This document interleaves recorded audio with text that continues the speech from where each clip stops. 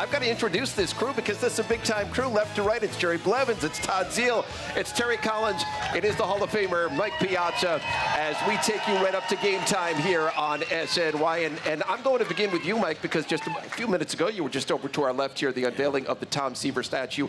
You had some beautiful words to say right there, because you and Tom, in so many ways, are linked forever, right? You closed Shea Stadium, you opened Citi Field, and you're both Hall of Famers in Mets caps on your plaques in Cooperstown. It's overwhelming for me sometimes, just also to think back, that a late round pick from Pennsylvania got to know one of the greatest pitchers in the history of the game and be friends with him and interact with him and talk about baseball and competing and hitting and wine. And I always used to love to talk about, hey, how'd you pitch Hank Aaron? How'd you pitch Willie McCovey? How did you pitch the great hitters of his era?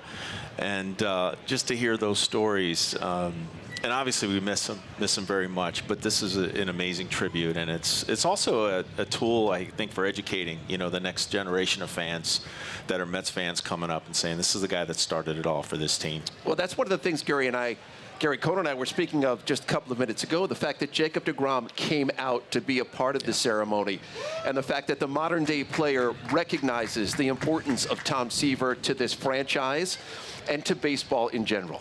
Oh, true, and that's what we're trying to do, is celebrate the heritage and the past and the history of the game, and also bring it to the modern era as well, and celebrate the present guys and what these guys are doing and hopefully will do this season. And as a player, and Todd, you probably, and Jared probably attest to this, I mean, we were inspired by the heroes of our past. Tom Seaver and the guys I watched pitching growing up and playing inspired me to want to be a major league player. And so I think that this is coming back in this game. You see some very interesting and exciting and players that people are really gravitating to. So I think it's good. I'm optimistic for the game, and I'm optimistic for this team and the future of this franchise. Mikey, switching gears for one sec. Great to see you, by the way. And it's great for you to be here for this tribute, obviously. Opening day. I mean, this is home opener, but still feels like opening day. Can you remember your first, not when you got here after you left me in Florida and got traded up here to the Mets, but the next year, opening up that 99 season? Do you remember what that home opener was like for you the first time you got introduced as a New York Met? Yeah, I mean, it was awesome in a way, but also a lot of pressure. I mean, opening day is kind of a mini World Series. You always want to get off to a good start because you're going to get a great crowd and you're going to get the energy. And so, yeah, I mean, if it's pressure, just don't screw up. Do something good, hopefully, and hope to help the team win.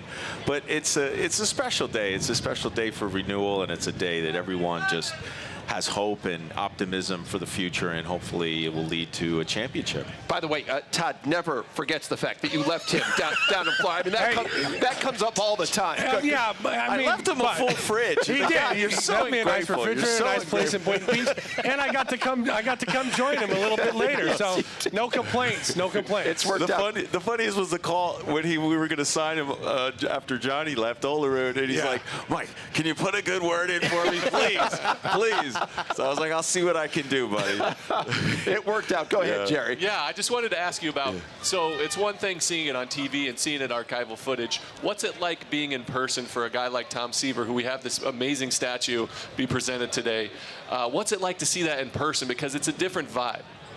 Yeah, I mean, he was just a throwback. I mean, the game has changed in some ways, some arguably for the good and maybe not for the good. Got people the traditionals won't like, but he was that guy that you knew when he was on the mound that night, you had a better than average chance of winning. And it was a stopper, so if the team is struggling and Tom's pitching, he just inspired you to get it done.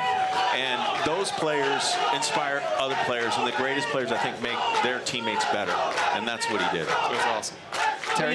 You know, Mike, I go back our time with Los Angeles. You know, nobody had addresses the past like they did. And so here we have a situation now where finally the Mets are starting to say, hey, look, we're going to recognize the guys of the past. And I thought what you had to say, and you know, you're going to be a huge part of that in the future.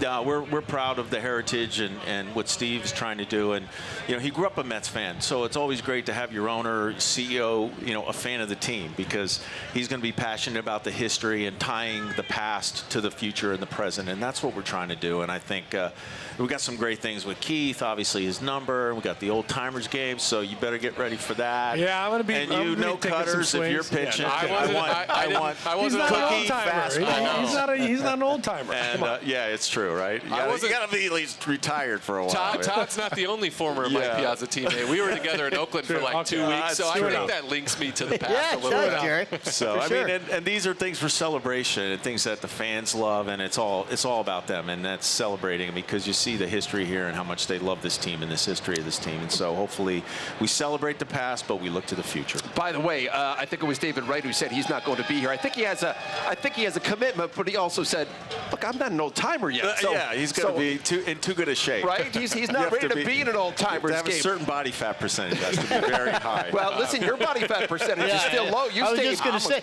great shape. I'm never going to play. He's not too fat either. No, these guys are incredible. That's exclusion. I do want to ask you, get your take on the ball club this year, right? They out of the gate quickly, 5-2. Washington and Philadelphia come home to open this series today against the Diamondbacks, and the expectations are sky high. I think the optimism is sky high. Why do you think that's the case on the field? What do you like about this team? The expectations are always high here. I know. They're always, and that's part of being in the city and being in New York.